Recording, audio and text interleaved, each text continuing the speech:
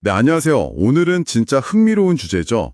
양자 컴퓨터에 대해 한번 깊이 파고 들어볼까 합니다. 네. 보내주신 그 유튜브 영상 보니까 와, 이게 대체 뭔가 왜 이렇게 세계적으로 주목하는지 궁금증이 막 생기더라고요. 네, 그렇죠. 양자 컴퓨터, 이게 뭐 세상을 바꾼다? 이런 얘기는 많은데, 그 원리가 양자역학이다 보니까 좀 어렵게 느껴지실 수도 있어요. 맞아요. 좀 생소하죠? 네. 오늘 이 시간 통해서 그 기본 개념이랑 이게 왜 중요한지 좀 명확하게 이해하실 수 있게 한번 이야기 나눠보죠. 좋습니다. 그럼 일단 지금 우리가 쓰는 컴퓨터, 이건 0 아니면 1, 이진법이잖아요. 네, 비트죠. 그렇죠. 아무리 빠른 슈퍼컴퓨터도 결국 이걸 엄청 많이 연결한 거고요. 맞습니다. 근데 양자 컴퓨터는 접근 방식이 완전 달라요. 그 리처드 파인만 교수가 처음 아이디어를 냈다고 하죠. 자연, 그러니까 이 세계가 돌아가는 방식, 그 양자역학을 그냥 계산해 써보자. 이런 거였어요. 와, 자연현상을 그대로 쓴다. 네. 핵심은 중첩이라는 현상인데요. 0 상태와 1 상태가 동시에 존재할 수 있는 거예요. 네, 0이랑 1이 동시에요? 잠깐만요. 그게 가능한가요? 마치 동전 던졌을 때 빙글빙글 돌고 있으면 앞면인지 뒷면인지 결정 안 된 뭐 그런 느낌인가? 그거 아주 좋은 비유예요. 영상에서도 비슷한 팽이 비유가 나왔잖아요. 맞아요. 팽이. 네. 팽이가 막 돌고 있을 땐 이게 쓰러진 상태 0인지 바로 선 상태 1인지 모르지만 그 상태를 이용해서 계산을 하는 거죠. 이 0과 1 상태를 동시에 갖는 정보 단위를 큐비트라고 부르고요. 큐비트. 네, 비트는 0 아니면 1, 딱 하나인데 큐비트는 0과 1 사이의 무수한 상태를 동시에 가지니까 훨씬 더 많은 정보를 처리할 수 있게 되는 거죠. 아하, 그래서 빠르다 이런 얘기가 나오는 거군요. 근데 여기서 중요한 게 영상에서도 지적했지만 무조건 모든 계산이 다 빠른 건 아니에요. 아, 그렇죠. 특정 문제에서만 그렇다고? 네, 맞아요.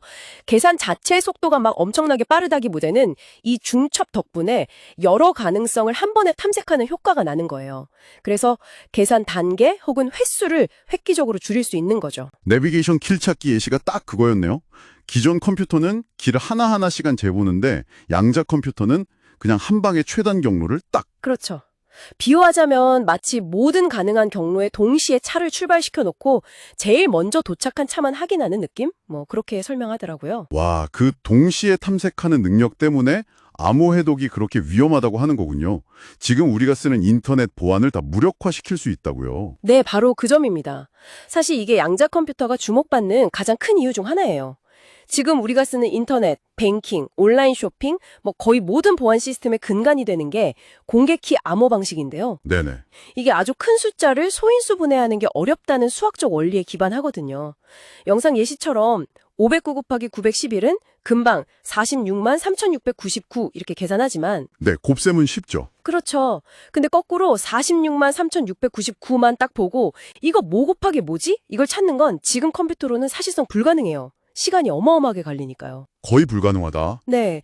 그런데 양자 컴퓨터는 그 유명한 쇼어 알고리즘이라는 걸 쓰면 이 소인수 분해를 지금 컴퓨터랑 비교도 안 되게 효율적으로 해낼 수가 있어요. 쇼어 알고리즘. 네. 그래서 만약에 진짜 강력한 양자 컴퓨터가 나온다 그러면 현재 금융, 통신, 국가 기밀까지 우리가 의존하는 거의 모든 암호 체계가 그냥 순식간에 무력화될 수 있다는 거죠. 이야, 이거 생각만 해도 좀 아찔한데요? 진짜 영화 같은 이야기네요. 그렇죠. 그래서 지금 전 세계적으로 양자 내성 암호, 그러니까 양자 컴퓨터로도 깰 수 없는 새로운 암호 기술 개발에 막 열을 올리고 있는 거고요. 아, 대비를 하고 있군요. 그럼 이런 약간 파괴적인 측면 말고 좀 긍정적인 활용 분야는 없나요? 영상 보니까 신약 개발 이런 얘기도 나왔던 것 같은데요? 당연히 있죠. 암호 해독이 워낙 임팩트가 커서 그렇지 사실 잠재력은 정말 무궁무진합니다. 말씀하신 신약 개발도 그렇고 신소재 개발에도 엄청난 도움을 줄 수 있어요. 신소재요? 어떻게? 분자나 원자 수준의 시뮬레이션이 중요한데 그 세계는 본질적으로 양자역학 법칙을 따르잖아요. 아, 그렇죠. 네. 그러니까 양자 컴퓨터가 그걸 가장 정확하고 빠르게 시뮬레이션 할 수 있는 도구인 거예요. 지금은 슈퍼컴퓨터로도 한계가 있는 복잡한 분자 구조 분석이나 상호작용 예측을 훨씬 더 잘 해낼 수 있을 걸로 기대하는 거죠. 그럼 신약 후보 물질 찾는 시간이 막 단축되고 와, 그러면 진짜 혁신이겠네요. 또 다른 건요? 최적화 문제 이런 것도 있던데요? 네, 맞아요. 최적화 문제. 이것도 양자 컴퓨터가 아주 잘 할 수 있는 분야예요.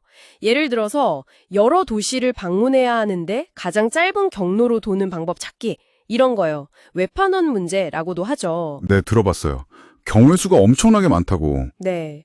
영상에서도 20개 도시만 돼도 경우의 수가 243경까지라고 닿았잖아요. 243경? 와, 그렇죠.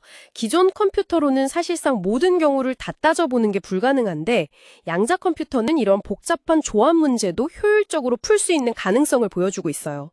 물류, 금융 모델링, 인공지능 학습 최적화 등등 응용 분야가 정말 넓죠. 정말 대단한 잠재력이 있네요.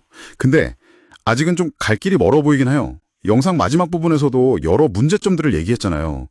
큐비트 숫자 늘리는 것도 어렵고, 오류 제어도 힘들고, 또 엄청나게 차갑게 유지해야 한다면서요. 아, 네. 정확히 보셨어요. 그게 현실적인 어려움이죠. 이 양자 상태라는 게 정말 예민해요. 예민하다고요? 네. 주변에 아주 작은 진동이나 온도 변화, 심지어 공기 중에 먼지 하나가 툭 부딪히는 것 같은 미세한 상호작용만 있어도 그 중첩 상태가 쉽게 깨져버려요. 이걸 결이름, 디코히어런스라고 하는데 이게 발생하면 계산 오류가 나는 거죠. 아, 그냥 계산이 틀려버리는 거군요. 네. 그래서 이 큐비트를 외부 영향으로부터 완벽하게 격리하고 또 발생하는 오류를 실시간으로 감지하고 수정하는 오류 보정 기술이 굉장히 중요해요. 근데 이게 또 엄청나게 어렵습니다. 그렇겠네요. 그리고 현재 기술로는 이 양자 상태를 안정적으로 유지하려면 온도를 거의 절대 영도, 그러니까 영하 273도까지 내려야 해요. 그래서 영상에서도 보셨겠지만 실제 양자칩은 아주 작은데 그걸 냉각시키는 장치가 막 집채만 하잖아요. 네, 맞아요. 냉각 장치가 엄청 크더라고요. 그렇죠. 집집마다 양자 컴퓨터가 있으려면 이런 문제들이 먼저 해결되어야겠죠.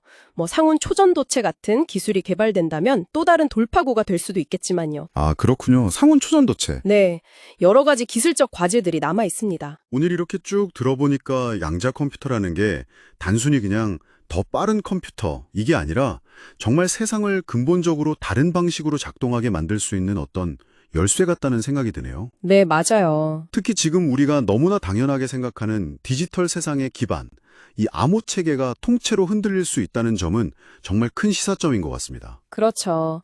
양자 역학이라는 인간의 직관과는 좀 다른 세계의 원리를 이용해서 기존 컴퓨터로는 상상도 못할 문제들을 풀 수 있는 가능성을 열어준 거니까요. 물론 아직 넘어야 할 산이 많지만요. 네. 그래도 암호 해독의 위협뿐만 아니라 말씀드린 신약, 신소재 개발, 최적화 문제 해결, 인공지능 발전 등등 우리 사회 거의 모든 영역에 정말 혁명적인 변화를 가져올 잠재력은 분명해 보입니다. 자, 오늘 저희와 함께 양자 컴퓨터의 세계를 한번 깊이 들여다보셨는데요. 듣고 계신 여러분도 많은 생각을 하셨을 것 같아요. 마지막으로 이런 질문을 한번 던져보고 싶습니다. 만약, 정말 만약에 하룻밤 사이에 지금 우리가 쓰는 모든 디지털 암호가 그야말로 그냥 무용지물이 된다면 우리 사회는, 우리의 일상은 어떤 모습으로 변하게 될까요? 한 번쯤 상상해 보시는 것도 흥미로울 것 같습니다.